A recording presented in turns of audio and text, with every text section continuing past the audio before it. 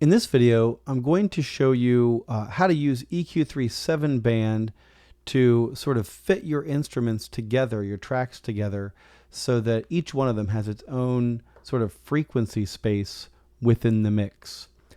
So you can see here, I still am working with the Soul Cries Out session, and I have EQ3 7-band on every track. Now, in reality, if I were mixing this like for real, I wouldn't be using EQ3 7-band for every track. I would be using different specialized EQs for different tasks. For instance, I really like using the Pultec EQP1A for the bass, but because this is a tutorial video and it's a beginner's tutorial video, I'm only going to use the stock plugins that come with Pro Tools, and so EQ3 7-band is definitely it. And it's not a bad plugin. One weakness is that you can't see the waves. Like in a lot of programs, you can see the waves kind of pumping up and down in the graph here. But that's okay. You just have to use your ears. And actually, educationally speaking, this is a superior tool because you really do have to develop your ears instead of just your eyes to manage these frequencies. So I'm going to click this red targeting icon there in the EQ that I've put on the bass. I've been saying bass guitar in some of the videos just out of habit. This is actually an upright bass with a pickup, and so it's a true jazz bass. And I'm going to go to the kick drum EQ. I've already preset these EQs for the video. Otherwise, the video would be like a million years long, and you would get really bored.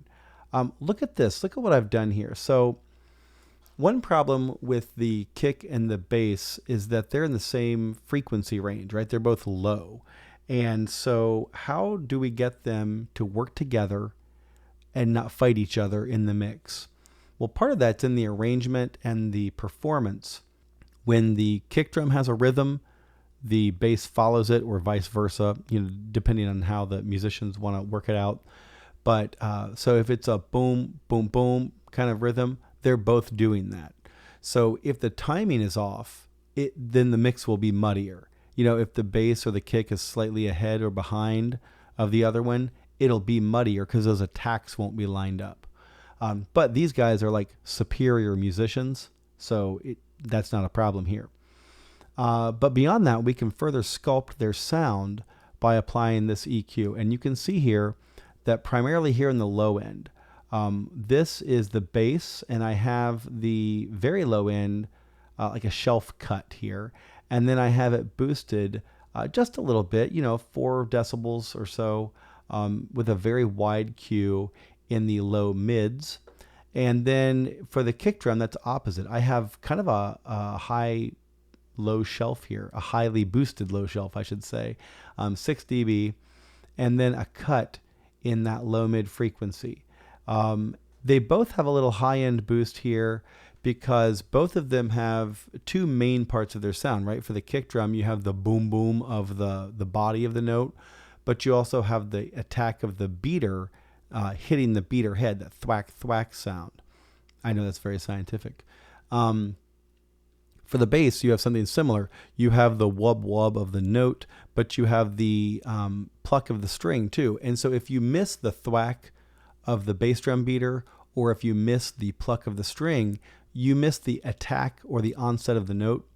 And so then the rhythm becomes obscured in the mix. So you want to, at least in this case, I needed to give that high-end pluck and thwack a little more prominence so that it can cut through sort of the haze of the rest of the drums here. And then I added a little extra sparkle on the bass because it has a lot of overtones inside those bass notes. The overtones are the pitches that are sort of buried inside the main pitch, and they give it the character. The kick drum doesn't have as many of those because it's a much shorter, it's a shorter sound. It doesn't hold out as long. So let's solo these and listen to how they sound with and without the EQs.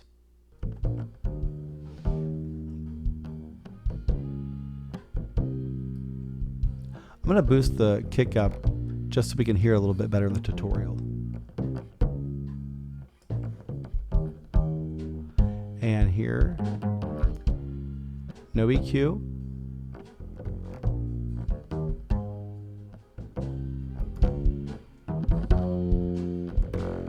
Hopefully you can hear the definition of both of those instruments improve with the EQ. It's not like a crazy huge change. It's subtle. EQ is a subtle art. And so the key is to not make crazy changes all over the place, just make subtle changes that add up to a lot. Let's see what else we've got here. In the snare drum, I have some high end boosts here and a little cut in the mid range. You'll find that 500 hertz is often a place where a sound can be muddy. And so if I listen to just the snare,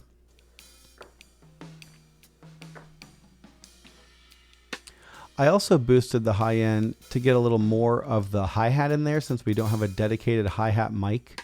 It's coming through in the overheads just fine, but I just wanted to give it a little extra prominence.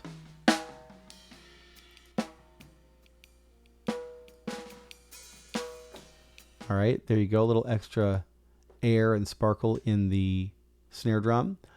For the toms, I tried to locate their approximate like main pitch levels and then accentuate the body of the note and the sort of the sound of the attack of the drumstick so that they would be more audible. And if we go to a tom heavy spot here, let's see. And they have like a little melody unto themselves. The overheads were pretty simple. I didn't do too much. I simply boosted the high end by a little less than 6 decibels to give them extra breath and breathing room and air and a shinier quality. Let's go to a more cymbal heavy part here. And without that EQ,